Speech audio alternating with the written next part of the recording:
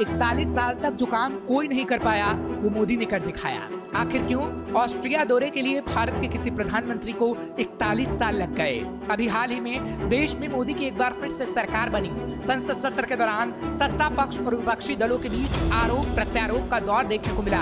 लोकसभा में विपक्ष के नेता और कांग्रेस सांसद राहुल गांधी अपने भाषणों में मोदी सरकार और प्रधानमंत्री नरेंद्र मोदी पर जमकर हमला बोलते नजर आए। एक तरफ जहां संसद में घटनाएं हो रही थी तो दूसरी तरफ मोदी की विदेश दौरे की चर्चाएं हो रही थी, क्योंकि 41 साल बाद कोई पीएम ऐसा करने जा रहा है जो पहले कभी नहीं हुआ।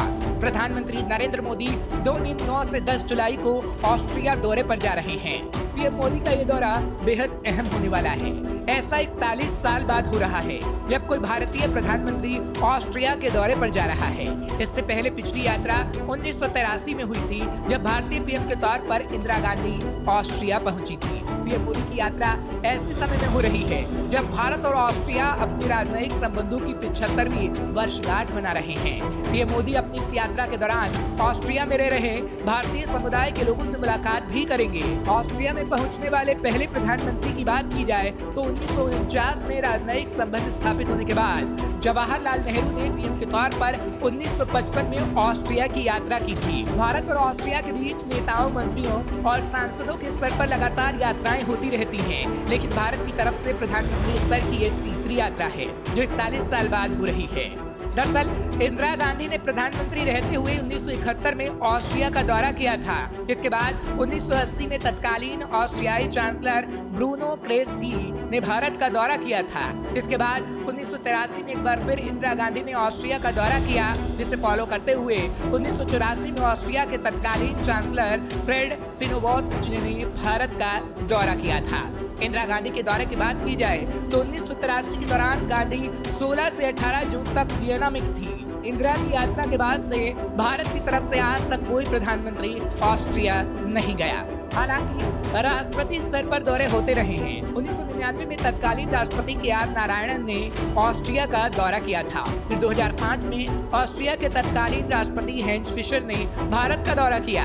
इसके 5 साल बाद फिर 2010 में तत्कालीन ऑस्ट्रियाई वाइस चांसलर जोसेफ प्रोल ने भारत का दौरा किया था। इसके तुरंत 1 साल बाद 2011 में तत्कालीन राष्ट्रपति प्रतिभा देवी सिंह पाटिल ने ऑस्ट्रिया का दौरा किया था, लेकिन इंदिरा गांधी के बाद कोई पीएम ऑस्ट्रिया नहीं गया था। यानी 41 साल बाद अब मोदी ऑस्ट्रिया पहुंच रहे हैं। प्रधानमंत्री नरेंद्र मोदी के ऑस्ट्रिया दौरे को भारत के अल्पाइन आउटरीच प्रोग्राम के तौर पर भी देखा जा रहा है।